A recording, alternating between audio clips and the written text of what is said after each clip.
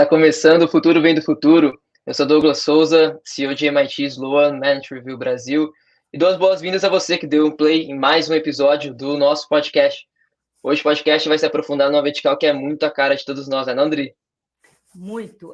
Eu sou Adriana Salles Gomes, diretora editorial da MIT Exemar no Brasil, e a gente já teve nessa temporada um podcast dedicado a uma vertical, a um setor, e foi exatamente a esse setor, para vocês verem a importância, que é cuidados com a saúde, healthcare. E não é à toa, esse setor está numa conjunção única aí de ameaças e oportunidades, e oferece um aprendizado gigantesco para qualquer setor, né? Por conta desses desafios todos, por conta na esteira das tecnologias e dos novos modelos de negócio que estão brotando o tempo todo. Então, serve de inspiração para todo mundo, né, Doug? Por isso que a gente está com esse foco. É isso, Dri. E a gente trouxe aqui um empreendedor inovador do setor para dividir um pouco conosco. Um médico que, na verdade, estava à frente da inovação dos laboratórios Fleury por muitos anos, quando conhecemos, se tornou nosso colunista e agora está criando uma comunidade forte voltada à inovação em saúde e também cursos na área. Escreve sobre inovação aqui no MIT Sloan Management Review Brasil, para veículo na China, vai no Japão apresentar o que temos de inovador por essas bandas e tudo mais, cada hora num lugar do planeta, né? Então, vem para cá, Gustavo Meirelles. Tudo Olá, bem? tudo jóia. Bem, muito obrigado pelo convite. É um prazer estar aqui com vocês dois, Douglas, Adri. Prazer também ser colunista já há um bom tempo e conseguir não só contribuir com vocês, mas também aprender com diversas outras colunas que eu acompanho. Muito obrigado. Gustavo, estou lembrando aqui, quando a gente se conheceu 5 anos atrás, acho que eu perguntei, eu posso não te chamar de doutor? Eu posso te chamar de Gustavo? Agora que eu aluguei o Gustavo também no meio da pandemia, aquele monte de notícia, eu mandei mensagem, Gustavo, o que é verdade, o que é mentira? Que ele foi... Me lembro daquela época, eu posso contar até um pouquinho disso aqui. Foi... Um momento intenso, né? E sobre a questão do doutor, eu lembro que eu te falei, por favor, não me chame, não gosto. Não me chame. Mas, né, eu fui... precaução, né? Como é que é? Tem uma expressão aí, canja de galinha nunca é demais, precaução nunca é demais, eu fiz isso, né? Perguntei, vai que... Então, tá bom. Bom, vamos começar, vou pedir para você fazer um histórico, Gustavo por Gustavo. Quem é você, qual é a sua história, que é uma história diferente, eu conheço um pouco. Conta para o nosso ouvinte, nosso espectador aqui, por favor. Quem sou eu? Eu não sei, ainda também estou me descobrindo ao longo dos anos. Eu vou contar só a parte que eu sei. Tá bom. Então, bem, eu sou mineiro, de Juiz de Fora, nasci, cresci em Juiz de Fora, vivi lá quase toda a minha vida, teve uma interrupção durante um ano que eu fui morar na França, com a família inteira. Então, meu pai, médico também, foi fazer uma especialização e levou esposa e 3 filhos. Então, foi um momento muito relevante na minha formação, primeiro por poder aprender francês, fazer diversos amigos lá, mas o mais importante foi uma transição sofrida no início, porque eu tive que sair do Brasil, estava no 2º ano do ensino médio, começar lá do zero, sem falar a língua, aprender francês, aprender como era estudar numa escola francesa, depois voltar para o Brasil e fazer vestibular para medicina. Mas me marcou muito intensamente, tanto que estou contando aqui para vocês hoje, faz parte da minha trajetória como um dos pontos mais relevantes. Fiz medicina e me formei na Federal de Juiz de Fora e vim para São Paulo com o intuito de fazer minha residência em radiologia, fazer um mestrado e doutorado, passar um ano fora e voltar para Juiz de Fora. Quase tudo foi assim, menos o final. A gente vai ficando em São Paulo, vai ficando, e hoje, que os meus amigos mineiros não me levem a mal, mas eu sou mais paulistano que mineiro. Então, eu guardo aqui todos os meus traços mineiros, mas adoro essa cidade, adoro o estado. Já estou aqui há mais tempo do que eu vivi em Juiz de Fora, porque eu fiz minha residência na Federal de São Paulo, que é a Escola Paulista de Medicina, depois fiz uma especialização em radiologia torácica, você citou a Covid, depois a gente fala mais disso. Fiz um doutorado, fui morar fora, passei um ano em Nova York estudando um novo método de imagem, que era o PET scan ou PET-CT naquela época, e voltei para o Brasil. Trabalhei durante 18 anos no Grupo Fleury, uma empresa que me ensinou muito, eu tenho um carinho enorme pelo Fleury, tenho vários amigos e diversos aprendizados. Foi quando a gente se conheceu, e a partir dali começou a coluna com vocês. E depois de mais de 18 anos no Fleury, eu comecei na radiologia, depois fui virando coordenador de algumas áreas, comecei a migrar um pouco para a gestão, ainda lá, no Fleury, assumi a gestão da radiologia e da inovação pela área médica. Fundei também uma startup, que completou agora 11 anos, de armazenamento de imagens médicas na nuvem. Fiz um MBA em gestão e recebi um convite, depois de um tempo, para ir para uma outra empresa, a Aliar, que agora se chama Aliança Saúde. Eu fui como diretor médico, depois me tornei vice-presidente, me tornei CEO de parte do grupo e fiquei durante 3 anos na Aliar, mas aí exclusivamente na parte de gestão na saúde, até junho do ano passado. Então faz um ano que eu resolvi sair da Aliar, agora Aliança, para me dedicar em 100% do tempo a algo que eu já tinha vontade de fazer, mas fazer como negócio paralelo, que é empreendedorismo e inovação em saúde. Eu mantenho um vínculo com o IDR, que é uma das empresas do grupo Aliança Saúde, onde eu sou conselheiro e gosto bastante, porque é uma empresa muito focada em inovação, mas agora eu estou muito dedicado a outras iniciativas que a gente pode abordar um pouco mais aqui depois, incluindo uma comunidade focada no tema. Muito legal. Obrigado, Gustavo. Bom, como bom mineiro também, eu faço convite para você voltar a Minas Gerais daqui a pouquinho também, tá tudo certo. Quem sabe um dia. Quem sabe? Boa. Gustavo, eu mencionei no início aqui, né, dessa apresentação para o japonês, né, que você foi fazer recentemente sobre inovação aqui em saúde no Brasil, e a gente sabe que está fresquinha, né? Conta um pouquinho então para a gente, um pouquinho dessa apresentação, um pouquinho desse processo todo que você foi fazer por lá. Eu tenho uma história com o Japão também que já data de alguns anos. Eu conheci o professor Noriyuki Tomiyama, que é o chairman da Universidade de Osaka, já tem mais de 10 anos, em um dos congressos de radiologia torácica. Viramos amigos, e depois de um tempo, o Nori me convidou para ir ao Japão, dar uma aula na Universidade de Osaka e apresentar um trabalho no Congresso Japonês de Radiologia Torácica. Isso já tem 5 ou 6 anos. Foi minha primeira ida ao Japão e adoro o país, acho que é uma cultura espetacular. A gente tem um contato muito grande com a comunidade japonesa em São Paulo, o que nos facilita nessa interface, né, entre Brasil e Japão. E depois dessa ida, já voltei mais 2 vezes. Então, minha última ida ao Japão foi agora, mês passado, a convite do Congresso Japonês de Radiologia, para apresentar pela primeira vez uma aula completamente focada em inovação. Então, eles queriam que eu fosse falar sobre adoção e implementação de inovação e inteligência artificial no Brasil. Na verdade, foi uma aula, eu diria, a diversas mãos, porque a comunidade de inovação em saúde, que eu fundei já tem um tempo e que conta agora com 1.025 pessoas no grupo de WhatsApp, está lotado, infelizmente, com algumas pessoas na fila de espera. A gente tem quase 4.000 pessoas na comunidade também do LinkedIn, e tem diversas startups, tem empreendedores, tem investidores, tem interessados em saúde. Então, eu fui coletando ali na comunidade, também de conhecimento pessoal, diversas iniciativas fantásticas aqui no Brasil. Fiz, inclusive, uma enquete primeiro, para perguntar, pessoal, quais são os temas que mais interessam. E, a partir dessa enquete, eu montei minha apresentação para o Japão.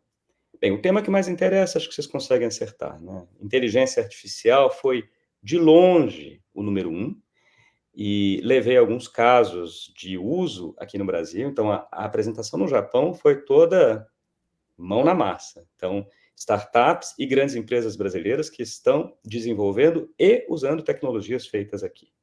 Então, levei algumas com inteligência artificial de startups como a Munai, que está baseada em Curitiba, a Neuralmed, aqui em São Paulo, diversas outras em inteligência artificial, na odontologia, na medicina, na enfermagem, o IQMR, que é usado lá pelo IDR para acelerar exames de ressonância magnética.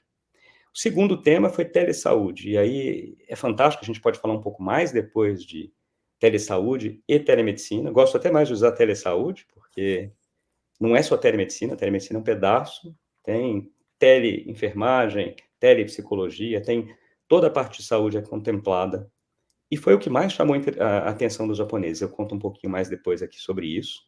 Mas levei alguns projetos, um que eu sou fã de carteirinha, da Adriane e da Sabine, a SAS Telemedicina. Começou como uma iniciativa de impacto social. Elas lançaram, inclusive, na semana passada, um laboratório de inovação e de ensino em Campinas, na Unicamp, o Living Lab. Levei também a iniciativa do Hospital das Clínicas da USP, junto com diversas empresas, como o próprio governo americano, Deloitte, Siemens Healthineers, chamada Open Care 5G, também a gente pode falar um pouco mais depois.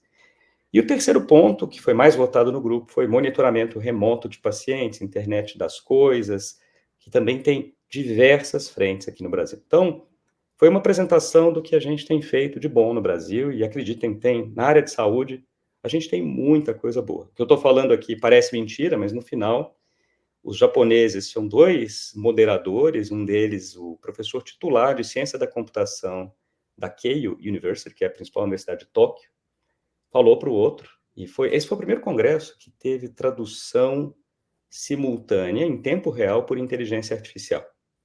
Então, os japoneses, ainda não está perfeito, tá? Não funcionou tão bem, mas ano passado eu fui nesse mesmo congresso também dar uma aula, e era impossível. Eu dava minha aula e ficava ali, mas não entendia nada, né? Não falo japonês.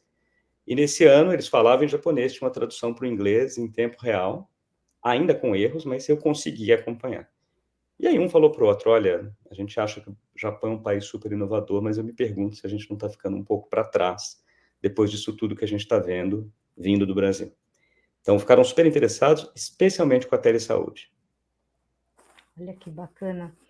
E essa era a minha pergunta também, né? Porque quando a gente olha para ranking de inovação geral, mundial, o Brasil está lá no número 49. Tudo bem que como investimento em tecnologia, a gente está bem, está entre os top 10, lá, os top 10 e é razoável, mas inovação não. Então, eu queria te perguntar se a gente separasse um ranking de inovação em saúde, seria diferente? E até vou citar uma coisa que a gente comentou recentemente, né, dessa coisa do turismo de saúde, né, o turismo médico. Tem muita gente que vem para o Brasil se tratar em diversas áreas, né? Cirurgia plástica é talvez a mais conhecida, mas tem outras áreas que atraem um público. Então, será que a gente é inovador especificamente em medicina? Eu queria que você contasse um pouco para a gente. Essa também é uma ótima pergunta, né? Porque existe o bom e velho complexo de vira-lata, que do Brasil tudo é pior, que a gente está atrás, e isso. Tem um monte de coisas que a gente poderia fazer melhor, né? Eu ouço muito aqui pelo MIT, o próprio Silvio Meira falando, poxa, o Brasil, inteligência artificial, precisava acelerar o passo, porque tem um monte de coisas que estão acontecendo, a gente não pode ficar para trás. Concordo plenamente. Na saúde, talvez a gente seja à frente mesmo. Eu vejo que, assim, nós temos, felizmente... Bem, primeiro ponto no Brasil que eu quero deixar em destaque é o Sistema Único de Saúde, né, o SUS, que a gente... Me lembro, principalmente na medicina, quando a gente sabia pouco, o SUS era uma coisa assim, mas o SUS... Hoje, eu sou fã de carteirinha do SUS. Sou fã porque a gente viu o funcionamento do SUS durante a pandemia, a gente está vendo o funcionamento do SUS agora, infelizmente, durante a tragédia que está acontecendo também no estado do Rio Grande do Sul. É o maior sistema único de saúde do mundo, o único que atende mais de 100 milhões de pessoas. Então, começa por aí. Essa é uma grande inovação brasileira que a gente esquece muitas vezes. Tem todos os seus problemas? Tem. Mas é espetacular ter um sistema único de saúde livre, gratuito e inclusivo para todos que estão em solo brasileiro. Mesmo um estrangeiro estiver aqui, vai ser atendido pelo SUS. Então, esse é um ponto super relevante. O segundo ponto é que a saúde do Brasil, não só a medicina, a saúde como um todo, é realmente muito boa. E tem um custo, no geral, mais barato do que diversos países. Daí eu posso citar a parte... Eu sempre uso o tema turismo em saúde. Tem um amigo meu, Luiz De Luca, que falou um ponto que eu concordo, que ele não gosta do termo e realmente, né? A pessoa não está indo fazer turismo. Mas vamos usar aqui, por falta de um termo melhor, vamos usar o turismo de saúde. Né?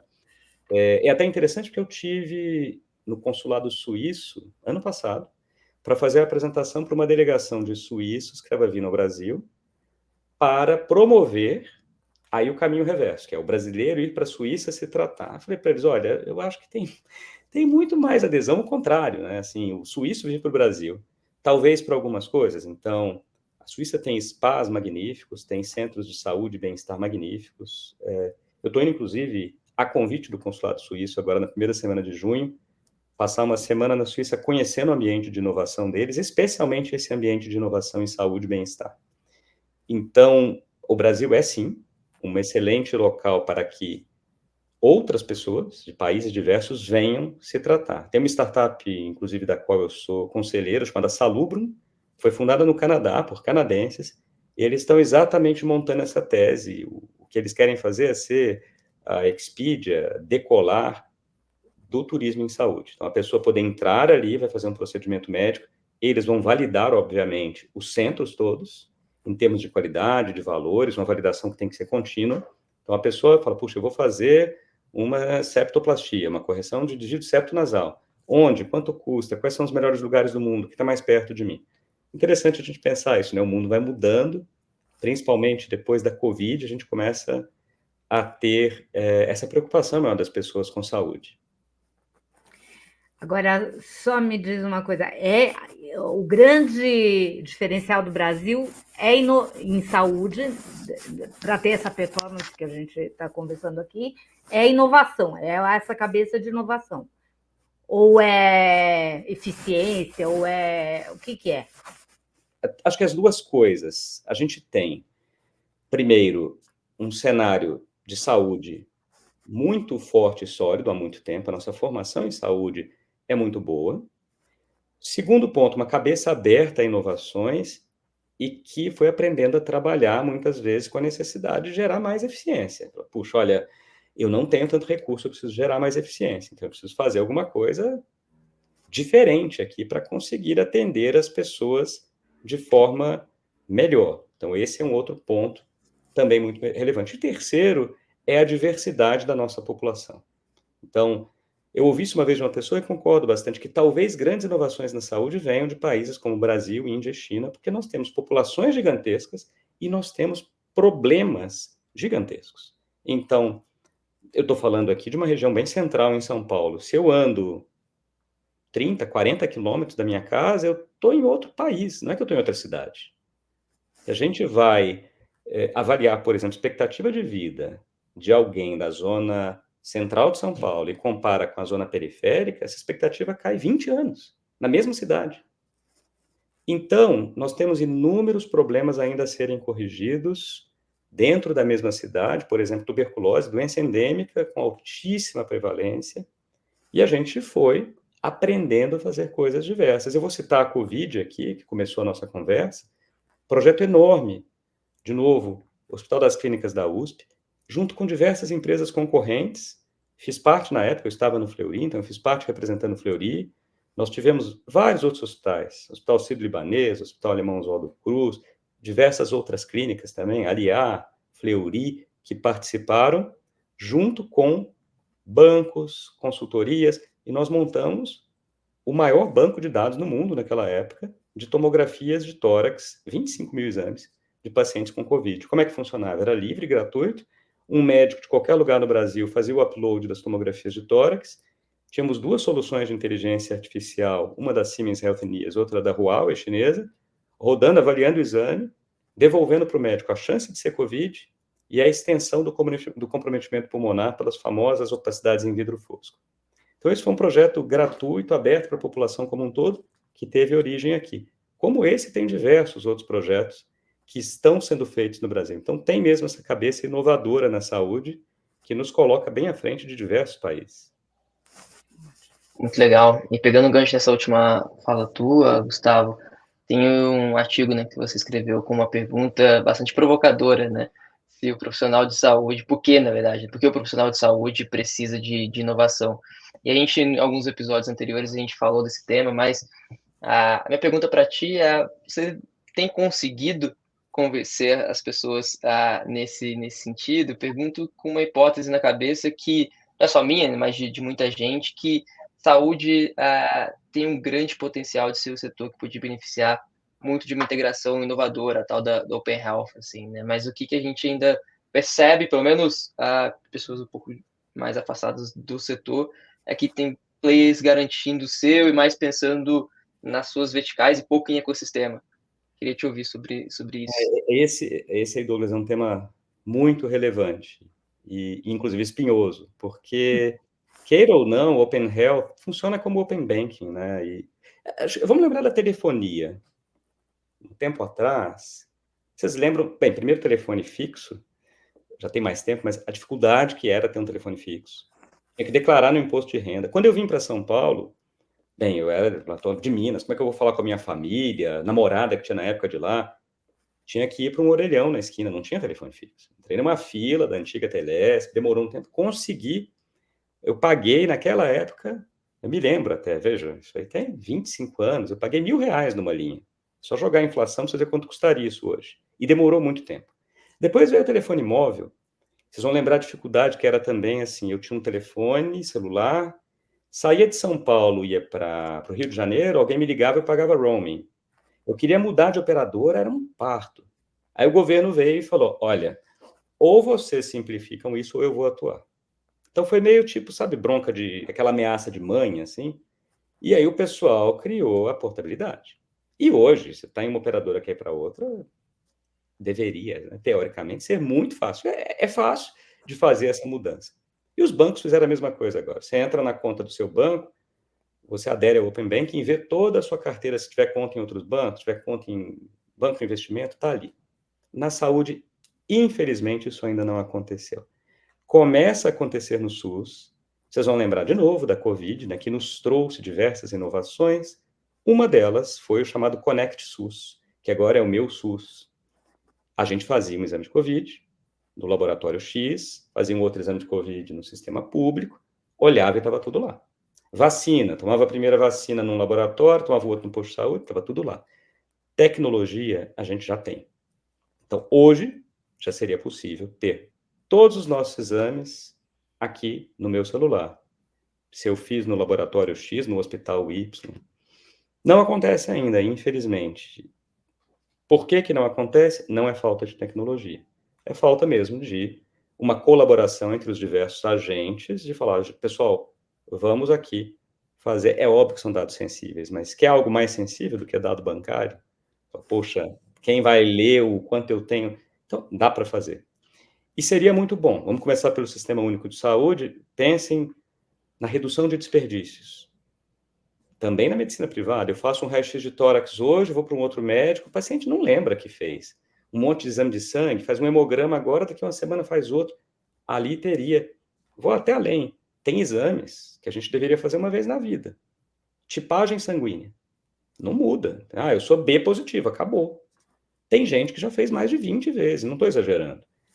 Agora, se você tivesse isso no Open Health, tá lá, o médico falava, vou pedir um antipático sanguíneo. Não, peraí, deixa eu ver. Ah, eu já sei seu tipo sanguíneo, tá aqui.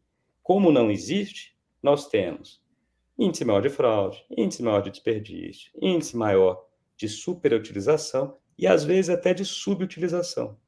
Que a gente esquece de falar, acha que, tá pedindo exame. Às vezes falta pedir um exame que deveria. E pode olhar e falar, nossa, eu vi que você fez um exame aqui que tem uma alteração, você devia fazer um outro que você não fez, deixa eu pedir. Então, Douglas, tendo dito isso tudo, assim, gostaria de ver Open Health instituído nos próximos, eu gostaria que fosse nas próximas horas, mas nos próximos poucos anos, né? A gente tem tecnologia, Open Banking veio agora, e eu sei que o governo estava com uma pauta muito grande, está instituindo isso mais no SUS, para que a gente tenha um prontuário único do cidadão. Você acha que o pessoal não quer instituir porque acha que ganha mais dinheiro sozinho do que acompanhado, é isso? Difícil responder essa. Olha, acho que tem algumas coisas, né? Queira ou não, os dados são ativos hoje, né? Então, se eu sou um provedor de serviços e os dados da Adriana estão comigo, para mim é interessante que a Adriana volte sempre a fazer exame aqui. E se o prontuário é único, eu perco esse diferencial. Esse é um ponto. Talvez o ponto principal.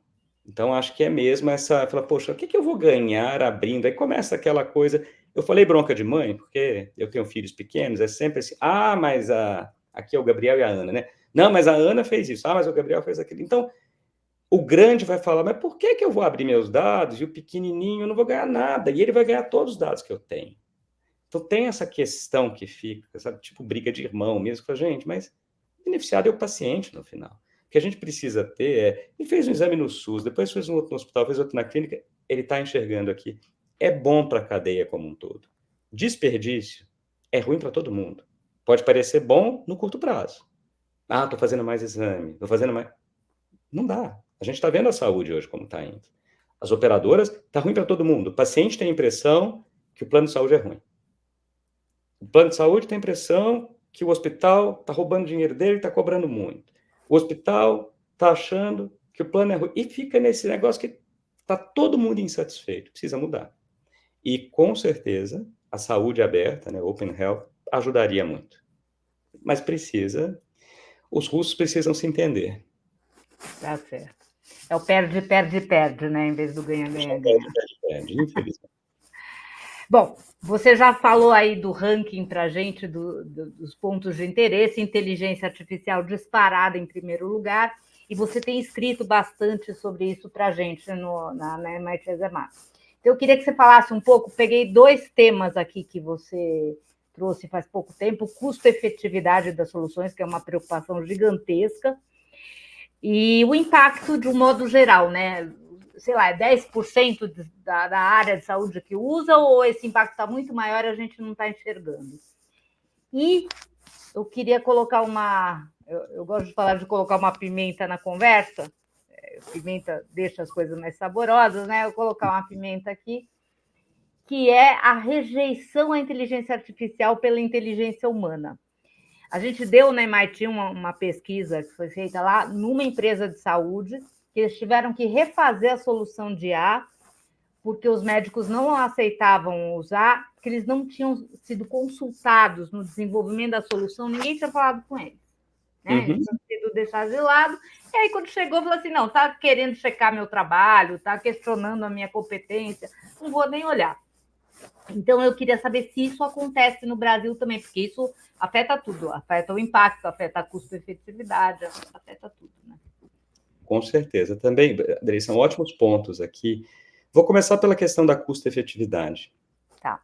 E aí vou falar da saúde sendo vista hoje como uma área em que, gente, tá difícil. O custo, a inflação da saúde, você deve ter ouvido isso várias vezes, realmente vai ficando cada vez mais caro, os planos de saúde vão subindo o preço, a coparticipação vai aumentando, a recusa para fazer procedimento, e margens espremidas, e de repente, inovação custa? Custa.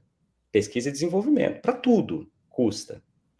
E aí fala, tá bom, a gente vai usar inteligência artificial. O que eu comecei a sentir? Principalmente pelo gestor de saúde, falar assim, poxa, mas peraí, isso aí é mais um custo num setor que não aguenta custo adicional. E a gente teve um debate muito bacana lá na comunidade de inovação em saúde, me lembro, foi um dia intenso de troca de mensagens muito boas.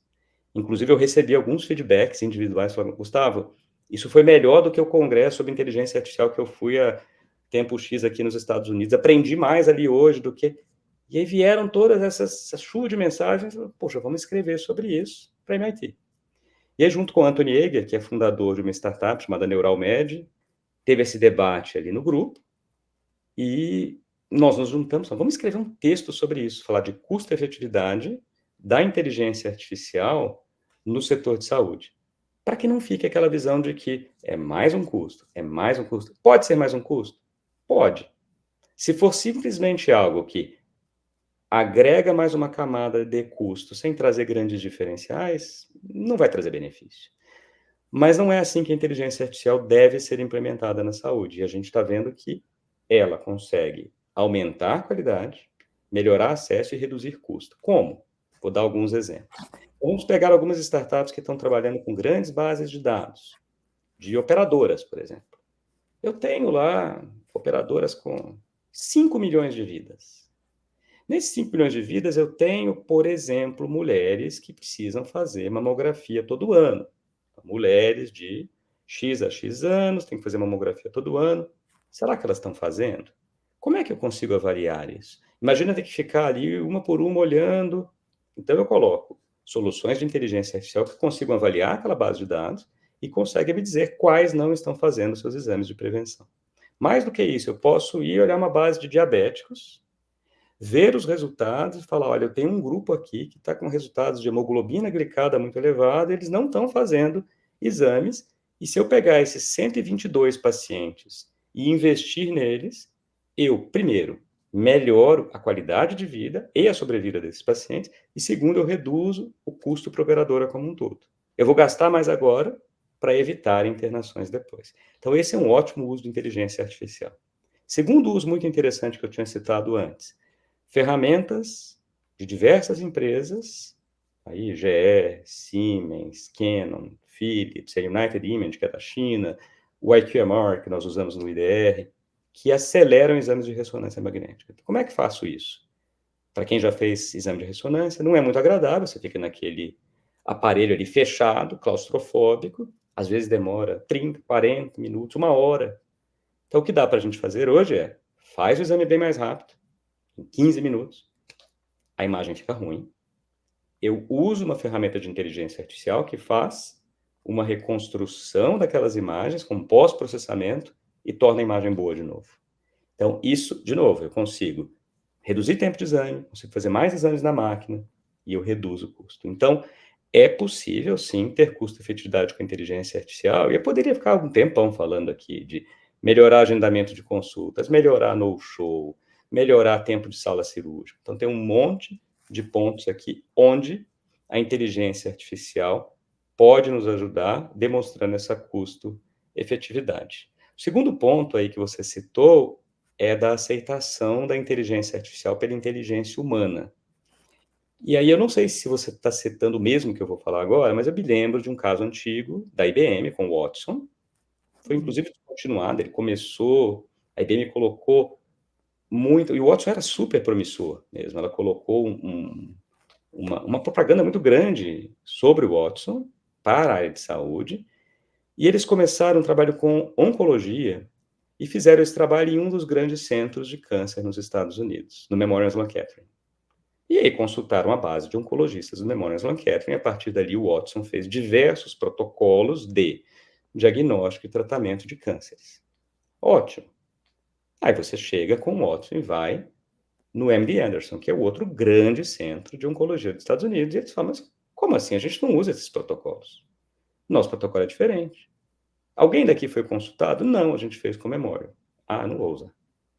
E realmente não adianta. Então, não existe solução, e aí não é só em saúde, e acho que aí é o grande diferencial da comunidade, inovação em saúde, não existe solução que não tenha colaboração. Então, eu preciso, e de novo vem um papel importante para o Brasil e outros países que têm uma diversidade étnica grande.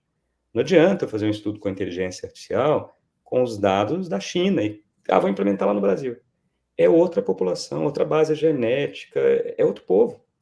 Então, eu preciso de dados locais, eu preciso de testes locais e eu preciso empregar conhecimento de humanos de regiões diferentes. Então, a inteligência artificial, de forma isolada, a gente já viu que é um fracasso. É igual falar, não, eu vou ensinar um carro a dirigir e deixo. Veio recentemente, esteve aqui no Brasil, o professor Stuart Russell, e ele falou isso, falou assim, puxa, veículo autônomo, imagina, está prontinho. Eu chego aqui agora, entro num veículo autônomo e falo, eu gostaria que você me levasse para o aeroporto de Guarulhos o mais rápido possível. Imagine que aquele carro foi todo feito da mesma forma que são feitas as máquinas hoje para jogar xadrez ou aquele jogo oriental, o Go, que a máquina aprende com ela mesma, lê ali as regras. Se eu fizer um veículo autônomo que aprende sozinho, na hora que o Douglas entrar no carro e falar, me leva para Guarulhos, por favor, no menor tempo possível, o que o carro faz? Ele acelera 300 por hora e leva o Douglas até Guarulhos e bate no monte no meio do caminho, porque ele foi instruído para ir o mais rápido possível. Outro exemplo também, que parece óbvio, mas eu chego para a máquina e falo, a gente tem um problema enorme agora, que é aquecimento global. Por favor, resolva. A máquina resolve. Como? Tira da Terra quem causa aquecimento global. É só tirar os humanos. Está resolvido. Não tem mais aquecimento global. Então, se não tem inteligência humana atuando em conjunto, a inteligência artificial fica burra. Mas você não me respondeu se aqui no Brasil há maior resistência à inteligência artificial ou não. Aqui no Brasil, né? Não. Acho que pelo contrário. Isso é interessante porque eu venho de uma especialidade que foi talvez a especialidade médica mais afetada pela inteligência artificial, radiologia. Todos os primeiros estudos começaram ali, olha, a máquina vai diagnosticar a pneumonia, a máquina vai diagnosticar. No começo teve medo? Teve. As pessoas pararam de fazer radiologia? Pararam. A gente fez um estudo, inclusive publicou com alunos do 4º ano da Universidade Federal de São Paulo, já tem alguns anos, e a maioria dos alunos de 4º ano não queria fazer radiologia, porque falou, essa especialidade vai acabar.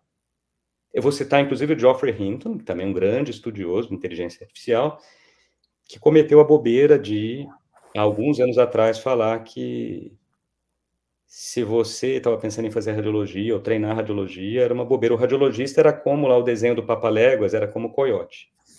Ele vai se lascar no final, vai cair do penhasco. E que em 5 anos não teria mais radiologista.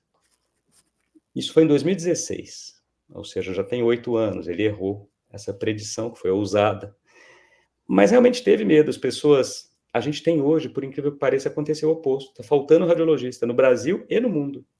Porque muita gente começou a não fazer, patologia a mesma coisa, começaram a não fazer, mas eu não vejo, Adri, aqui no Brasil, uma rejeição maior, pelo contrário. Vejo os brasileiros, e a gente acompanha lá também na comunidade, assim, o pessoal querendo utilizar.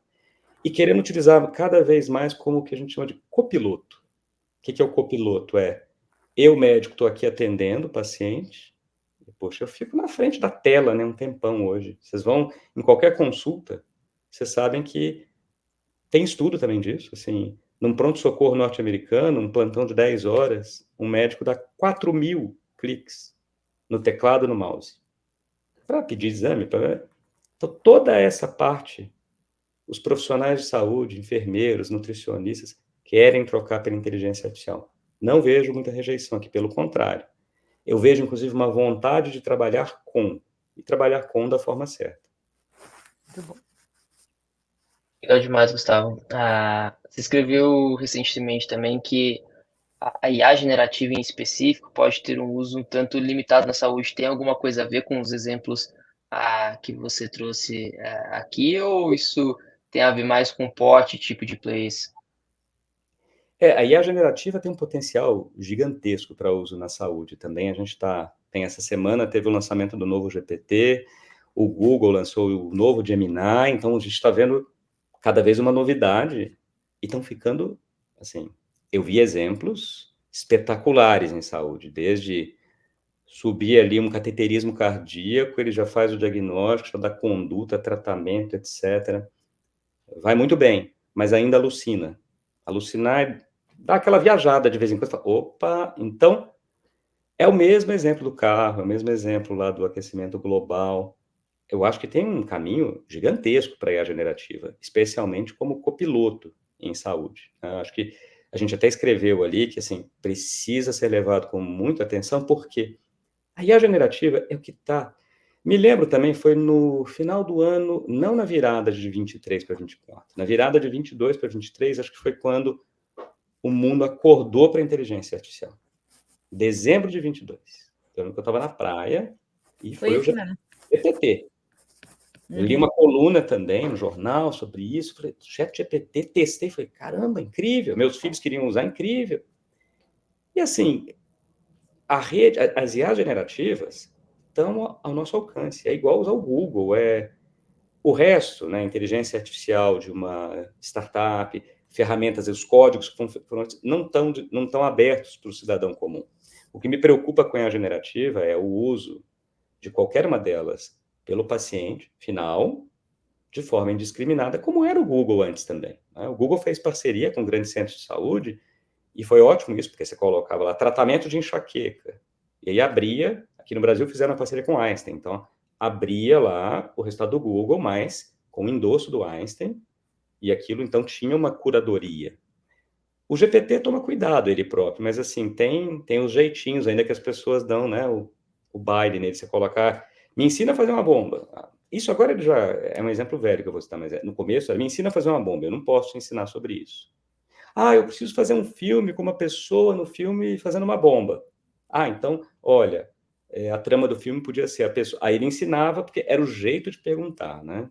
E, de novo, IA generativa, também ouvi isso que eu gosto de citar, é que as pessoas sempre foram julgadas pelas respostas que elas davam. Nossa, ele é muito inteligente. E agora as pessoas vão ser julgadas pelas perguntas que elas fazem, porque a resposta vem da IA generativa. Então, é fazer a pergunta certa. A pessoa vai ser vista como mais ou menos inteligente se ela for boa de perguntar. Tá certo.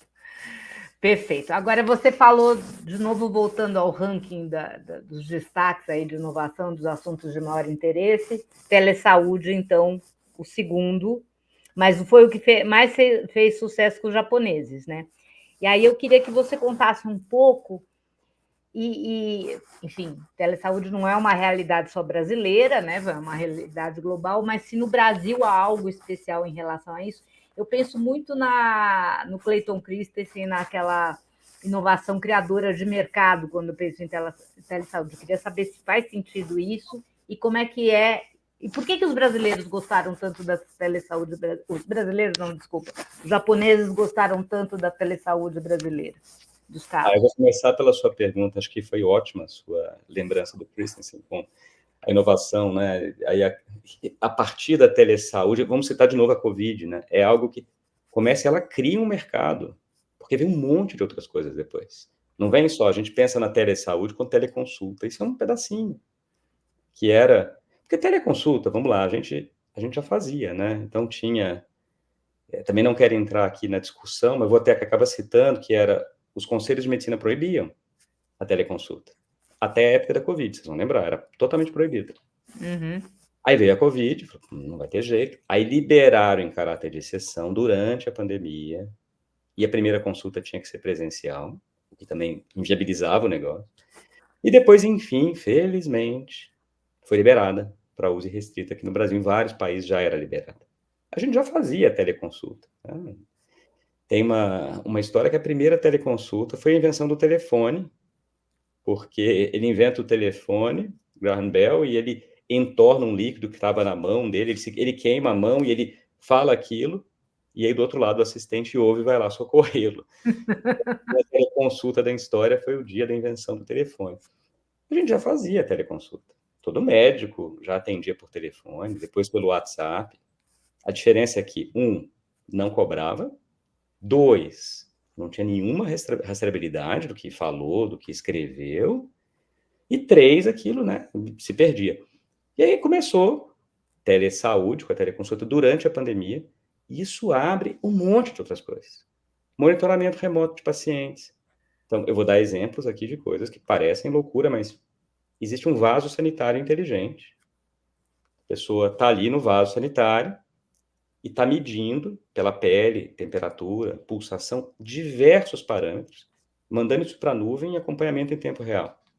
Já tem espelhos inteligentes hoje. A pessoa está lá escovando o dente, na hora que ela abre a boca para escovar o dente, pelos vasos aqui da região da gengiva, consegue fazer uma técnica de iluminação ali que avalia e consegue medir pressão arterial. Isso tudo é telesaúde, é internet das coisas, monitoramento remoto. Então, abre-se um caminho gigantesco. E a gente, numa cidade como São Paulo, a gente pensa, vou fazer um retorno de consulta médica, tinha que voltar, pegar trânsito, pagar estacionamento. Tudo melhora, assim, a cidade fica mais inteligente, o trânsito melhora, as pessoas ficam mais felizes, as coisas giram. Então, tudo isso nasce a partir da telesaúde. Então, ela realmente... E a Covid teve um papel fundamental aqui. Por que os japoneses gostaram tanto? Por incrível que pareça, eles falaram, olha, o Japão tem várias regiões remotas. A gente não imagina isso, né? Pensa numa ilha, uma região remota é Brasil, né? Eles têm, assim, milhares de ilhas, algumas delas habitadas, e tem ilha que não tem médico. Então, esse é um ponto. Mesmo na ilha central do Japão, tem regiões que são remotas também, que tem um médico generalista.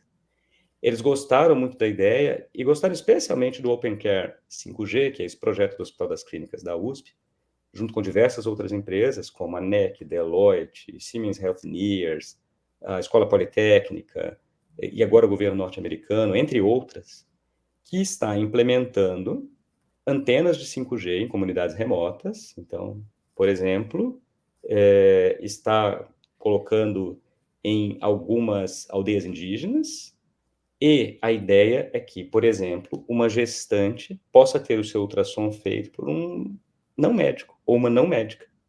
Alguém ali mesmo da aldeia que faz o exame e em tempo real as imagens vão via rede 5G para o Hospital das Clínicas da USP, e tem lá um médico radiologista que está examinando, coordenando e orientando o exame.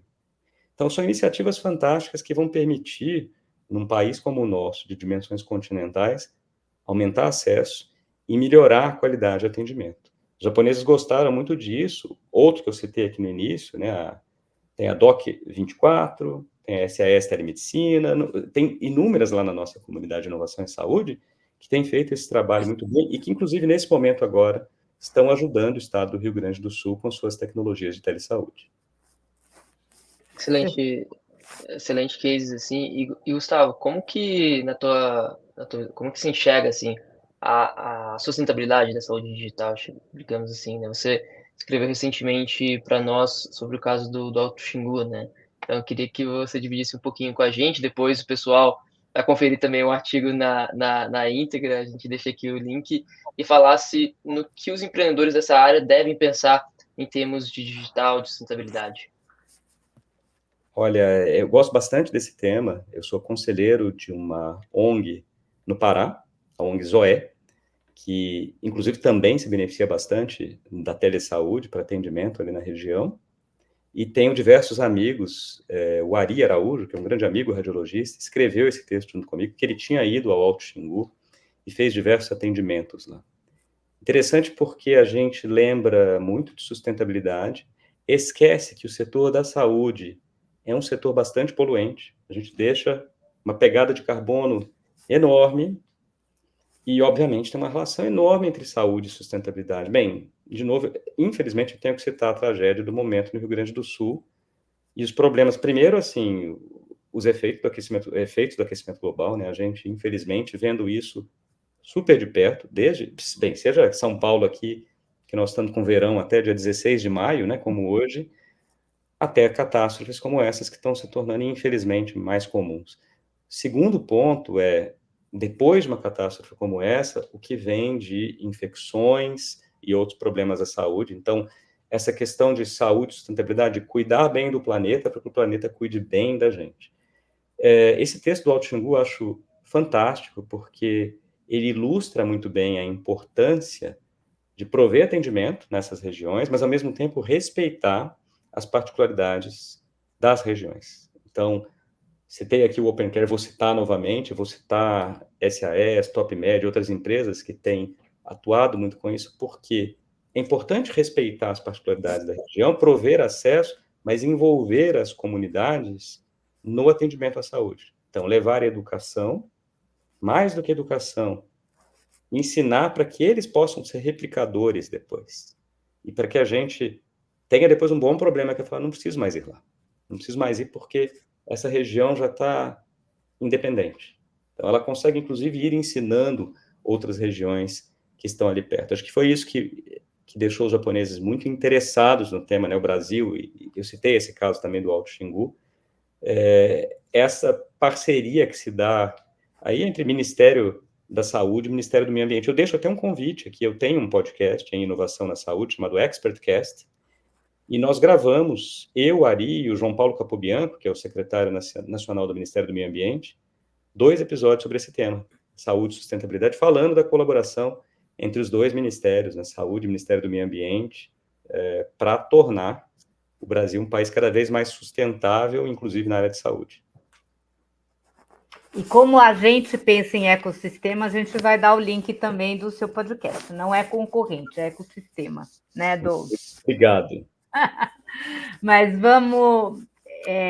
falando em ecossistema, já entro no assunto que eu ia te perguntar.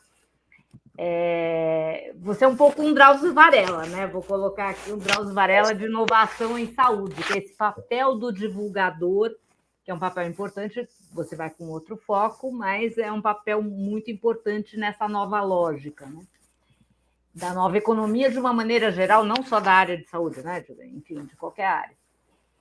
E o que a gente está vendo nessa área de saúde são esses papéis, esses novos personagens do ecossistema surgirem, e é tudo um pouco confuso. Quer dizer, divulgador é um personagem que até o Drauzio nos ensinou a entender, né, essa lógica. No começo ele também teve um monte de resistência. Mas ele é médico, o que ele está falando aí? Né? O pessoal também ficava meio revoltado. Mas esse é um papel bem claro, e você com a comunidade, com os cursos, tal, tá trabalhando esse papel. Mas a gente vê uma Amazon propondo saúde digital, a gente vê uma Raia Drogasil entrando também em uma série de negócios que antigamente uma rede de farmácia não teria nada a ver com aquilo. O caso do Doutor Consulta, que também está mudando muito, que a rede de clínicas particulares, mas no começo, e aí entra também um pouco na questão da inovação de modelo de negócio, né? Ele ia sustentar aquilo com os exames, depois viu que era complicado sustentar só com os exames, e aí vai experimentando novos modelos e tal. Então, eu queria te perguntar como é que esse ecossistema e por consequência, os modelos de negócio também que garantem esse ecossistema está mudando. E como é que a gente acompanha isso?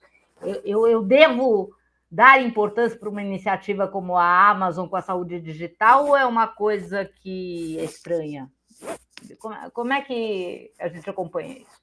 Primeiro eu vou começar dizendo que eu fiquei lisonjeado aqui com a comparação com o Drauzio, né? O Drauzio é um dos meus grandes ídolos, não só na medicina, mas especialmente aqui, comunicação em saúde e, puxa, a enorme ajuda que o Drauzio sempre trouxe aqui para o Brasil como um todo. Né? Então, até porque o meu filho estava lendo na escola um dos livros do Drauzio, que é o Nas Ruas do Brás, que foi a infância do Drauzio, ele cresceu no Brás, e eu conheço o Drauzio já há um tempo, a gente inclusive gravou também um podcast junto sobre os relógios inteligentes, monitoramento remoto de pacientes.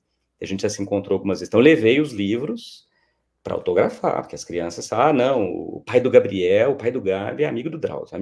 Aí foi, levei livro da criançada, levei livro das professoras, autografou os meus também, obviamente, né? Eu sou fã dele, já li vários, e tirei uma foto. A foto está até hoje lá na sala do Gabriel, fica lá pregado, o pai e o Drauzio, ídolos agora, né? O pai porque é amigo do Drauzio. Então, obrigado pela comparação. Bem, falando sobre esse tema todo, né, que aí você está trazendo aqui, que são as novas redes. Acho que até você já respondeu um pouco, né? A Amazon indo para a saúde digital, fala, opa, interessante. Aí sempre tem um pessimista que fala, mas o Walmart fechou um monte de loja agora. E esquece que esses movimentos, eles são muitas vezes assim, olha, tentativa erro, eu tento aqui, não foi. Olha que interessante, você citou Raia Drogasil, você não falou a Droga Raia mais. E eles já não colocam mais. Você vê as novas farmácias, daqui a pouco até o nome vai mudar, já não é mais Droga Raia, é Raia. E a ideia é cada vez mais, circulou também lá na comunidade de inovação em saúde, não é só no Brasil, isso Estados Unidos e Japão também. Em qual das instituições as pessoas mais confiavam? Farmácia ganhava de hospitais, ganhava de centro de ignoro, farmácia. Brasil, Estados Unidos, Japão. As pessoas têm esse hábito, tem muito mais farmácia, né? Vocês podem olhar, São Paulo especialmente, tem uma farmácia em toda esquina. Mas mais do que isso, no interior, não tem hospital, às vezes. Não tem laboratório, mas tem uma farmácia. Então, tem, e essas redes, a farmácia está deixando de ser um local só de venda de medicamento, até porque é isso também na inovação, né? A Amazon começa a vender medicamento. Mais do que começar a vender, vende já fracionado, vende a dose que o Gustavo precisa usar. Não chega para mim aqui uma cartela com 20 antibióticos, eu uso 16 e perco 4. Vem 16, dia a dia, rotulado e tal. Então, isso acontecendo, o que vem depois? Fala, opa, a Amazon está vindo vender meus medicamentos. Então, não, peraí. Eu já tenho aqui medicamentos, eu já medi a pressão, eu aplico vacina, por que eu não posso fazer ultrassom, fazer um exame de sangue, ter aqui uma rede de telesaúde, como uma cabine de telesaúde, o paciente entra ali, fala com o médico, aí clica um botão, já sai o remédio dele, eu posso ter aqui do lado uns consultórios médicos. Então, existe uma evolução mesmo das farmácias começarem a ser centros de saúde. Nem falei centro médico, centro de saúde, porque vai ter muita promoção da saúde. Um outro ponto relevante é a atenção primária à saúde, para todo mundo. Acho que mais e mais a gente deveria ir nesse caminho. Prevenção, atenção primária, deshospitalização, fazer menos exames, mas fazer os exames certos e não deixar de fazer os exames que precisam ser feitos.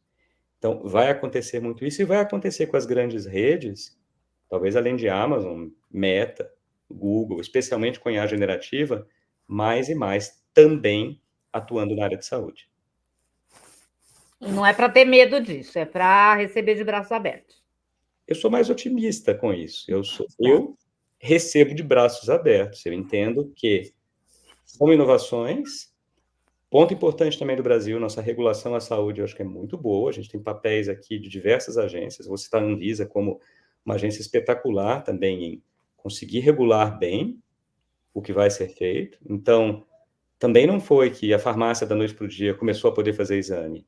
Tem toda uma regulação, tem todo um controle para isso. Não adianta falar, eu faço um exame aqui de ponta de dedo. A gente viu um caso, tem algumas inovações que às vezes mais atrapalham que ajudam, né? Todo mundo lembra o caso da Theranos, que era lá, fazia um pouquinho de sangue, e tinha um monte, o nosso conselho tinha um Henry Kissinger, estava no conselho da Theranos. De repente descobriram que ela tirava o sangue ali e usava laboratório tradicional, quer dizer, era uma farsa. E aí hoje, qualquer Theranos-like que apareça por aí, poxa, tem tantas coisas bacanas, tem uma empresa brasileira aqui do Sul que faz isso muito bem, que é o chamado Point of Care, que vai estar nas farmácias. Mas não adianta ter só isso também, não ter um profissional de saúde depois para avaliar, ter qualidade. Então, não é só fazer o exame, né? Tem toda uma estrutura por trás. Eu tô nessa linha tua aí, Gustavo, te ouvindo, me dá um senso de otimismo bem bom pelo que vem pela frente, obviamente com todos os cuidados necessários. E, bom, Gustavo, a gente está chegando aqui ao final do nosso episódio, a gente sempre termina pedindo aos nossos colegas entrevistados aqui indicações, insights, que aparentemente não tem nada a ver com o negócio, o mundo de business, mas que costumam revelar bastante, né, da nossa visão aqui sobre a mentalidade do entrevistado. Então, tem alguns itens aqui que a gente gostaria de pegar suas recomendações de maneira bem direta. Pode ser? Pode. Então, você Então, vamos lá. bate pronto aqui. Vamos ver se eu vou saber. É isso. Imagina, com certeza. Um livro que você indica para nossa audiência, Gustavo? Um livro. Bem, livro, até falei com a Adri quando a gente se encontrou recentemente. Eu gosto muito de ler. Felizmente, ano passado, voltei a ler muito. Fiquei um tempo ali, lendo menos do que eu gostaria. Eu citei até meu sogro, que lê, assim, vorazmente, é empresário. Uma vez eu falei para ele, nossa, mas você lê tanto, né? Ele falou, me ajuda muito. Não só no meu trabalho, mas na minha vida. E depois que você começa a ler mais, você começa a pensar nisso mesmo. A gente começa a lembrar de livros, ler hoje, depois de muito tempo, fala, opa, aquilo lá me volta aqui. Então, livro, para não ser longo aqui, tem uma lista grande. Eu vou citar a trilogia 1Q84, do Murakami, autor japonês que, bem, sou grande fã. Boa. Valeu. Um filme ou uma série que você gosta ou que você está assistindo? Ou os dois. Os dois? Filme eu sempre penso aqui, adoro ver algumas vezes, a trilogia também, Poderoso Chefão, acho demais. Mas vi recente um filme que eu tenho que citar, porque, de novo, só cito coisa do Japão, né? Voltei do Japão agora, que é Dias Perfeitos. Eu sabia que ia vir. Eu amei. É demais esse filme. É demais. A trilha sonora, inclusive, se me perguntar a trilha sonora de filme, vai Dias Perfeitos também. Pô. E um esporte que você gosta ou que você pratica, Gustavo? Eu sou corredor de rua. Sou corredor de rua há muitos anos, muitos. Já fiz um monte de provas. Comecei com 10 quilômetros, jurei que nunca ia correr uma maratona. Estou indo para a quinta, fiz 4, estou indo correr Chicago em outubro. Depois que eu fiz a primeira, falei, acho que dá para correr mais. Então, pratico religiosamente 4 vezes por semana, vou correr Chicago em outubro, corri Berlim ano passado. Já tive todas as lesões que você imaginar, não está faltando nenhuma. Adoro, gosto da corrida. Mais uma coincidência com o Varela, com o Drauzio Varela, hein? Que também é A gente conversou muito sobre isso. O Drauzio tinha acabado de ganhar a Mandala, porque tem as Majors, então são as 6 Majors, o Drauzio tinha acabado de fazer Tóquio. Aí ele me deu dica, eu estava indo para Berlim, me deu umas dicas de Berlim, eu falei que ia seguir também. Por enquanto só fiz Berlim, vai ser a segunda, agora Chicago, ainda tem um longo caminho pela frente. Eu li o livro do Drauzio, é um outro livro bacana, o Correr, que ele cita, e o Murakami tem um, que é o que eu falo quando eu falo de corrida. Eu não conhecia esse, legal. Que legal. Ele fez uma ultramaratona de 100 quilômetros. Interessante. O livro é legal. Muito massa. E uma pessoa que você gostaria de ver ou ouvir aqui nesse podcast? A gente brinca que tem que ser uma pessoa viva, né? Alguns convidados aqui já recomendaram algumas pessoas que seria um pouquinho mais difícil, assim. Quem sabe não voltam, né? Nossa, tem bastante gente. A gente citou alguns aqui, né? Que já participaram, inclusive. O Silvio Meira, então já assisti ele aqui. Gosto muito. Assisti recentemente, recentemente tem um tempinho, Silvio Meira e Adriana no Roda Viva. Foi ótimo, recomendo. Quem mais eu gostaria? Eu gosto muito do Bill Gates novo, do de agora. O Bill Gates lá do começo, não vejo graça, né? Nem ele vê graça. Adorei. Muito bom. E gosto de uma dupla também. O livro é espetacular. Também tem lá o documentário, que é o... Eu esqueci o título do livro, mas é o Desmond Tutu com o Dalai Lama. E recomendo também. Então, entrevista fácil que ele está, né? Quem eu gostaria. Elevamos a régua aqui para outro nível. Chame o Drauzio. O Drauzio está mais perto da gente. Boa. Muito bom. Fechado. A gente tem aqui agora duas perguntas de duas queridas entrevistadas aqui nos últimos episódios. Gustavo, a primeira delas que a gente intitulou, que é a pesquisa da Beatriz, que é CMO da Go Smiles, que ela gosta de tocar trompete por ser uma atividade que ela não necessariamente precisa ser a melhor, mas ela se dedica muito nisso, né? Que ela se diverte fazendo. Você tem alguma atividade aí na tua agenda que é mais ou menos semelhante? Eu vou citar a corrida de novo, porque... Boa. Eu lembro, uma vez eu fui fazer uma corrida no aeroporto de Guarulhos. Era interessante, era no aeroporto mesmo, do lado de fora ali, mas era uma corrida de 6 quilômetros, era pequena. E meu filho ele era pequenininho, adorava avião na época, ele foi. E eu acabei a corrida, fiquei super feliz, fiz um tempo bom e tal. E ele estava muito frustrado, mas muito. Porque ele falou, papai, mas você chegou muito depois, assim, o cara ganhou aqui, passou um cara logo muito antes de você. Eu achei que você ia ganhar. Então, a expectativa dele é que eu vou lá assistir, meu pai não vai dar um papelão de chegar em número 50. Cheguei bem ainda, mas... Aí eu falei, não, olha, corrida é você contra você mesmo. Eu acho que essa é a graça, né? Nós não vamos fazer uma maratona em 2 horas, mas você quer sempre melhorar o seu tempo, quer ir num local novo. Então, eu cito a corrida de rua. Boa. E, por fim, a pergunta da Melina, em referência à rede de estratégia do Hospital Moinhos de Vento, inclusive lá de Porto Alegre, que a gente menciona bastante aqui, que ela falou que ela estuda muito, faz bastante curso, para não se acomodar, assim, né? Que você faz coisas só não para não deixar se acomodar, coisas que te incomodam, e mesmo assim, você acha que é realmente necessário se fazer, Gustavo? Olha, eu acho que fazer coisas que eu não queria não tem esse problema, assim. Eu acho que eu tenho um outro problema de fazer coisa demais, né? Então eu tenho...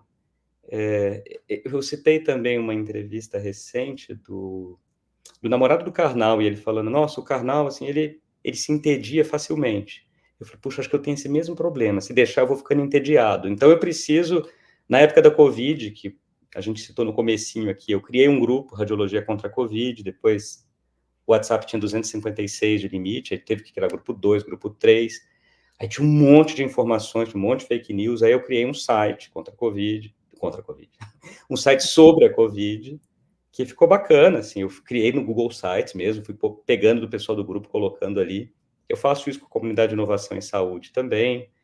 Então, eu gosto de fazer coisas que vão me desafiando, me deixando... Eu não consigo fazer sempre a mesma coisa. Acho que foi essa minha mudança também de carreira, depois de muito tempo de radiologista, fui ser gestor, depois fui ser empreendedor. Não sei, daqui para frente, o que será que eu vou acabar fazendo depois? Voltar para Minas, Douglas? Não sei, vamos ver, né? O que acontece. A gente pode voltar junto, talvez. Agora tem que ter a pergunta do Gustavo, então, que é o que você faz para não se entediar, que é um pouco diferente da pergunta, né? Vamos começar. Fechado, intitulado aqui. Boa. Gustavo, super obrigado, viu? Foi ótimo aqui o bate-papo contigo. Obrigado, Douglas. Obrigado, Adri, pelo convite. Prazer estar aqui com vocês hoje. Prazer ser colunista também. Uma honra para mim. Contem comigo para futuros eventos. Estou à disposição. Uma honra para a gente. Obrigada. Obrigado. Boa. Obrigado mais uma vez, Gustavo, e obrigado também, Adri, que me acompanhou aqui, a Camila, que fica no nosso backstage, e a você que nos acompanhou em mais esse episódio. Lembrando, vocês podem acompanhar esse e os outros episódios dessa nova temporada de Futuro Vem do Futuro nos canais de MIT Sloan Management Review no Brasil, e no YouTube e no Spotify, e também no nosso portal na editoria de podcasts. O link está na descrição, e assine também a nossa newsletter semanal, Extended, que a Adriana, bastante inspirada, as últimas duas foram um show. Então, muito obrigado, fica aí a nossa dica e até a próxima quinta-feira. Abraço, pessoal. Obrigada. Tchau.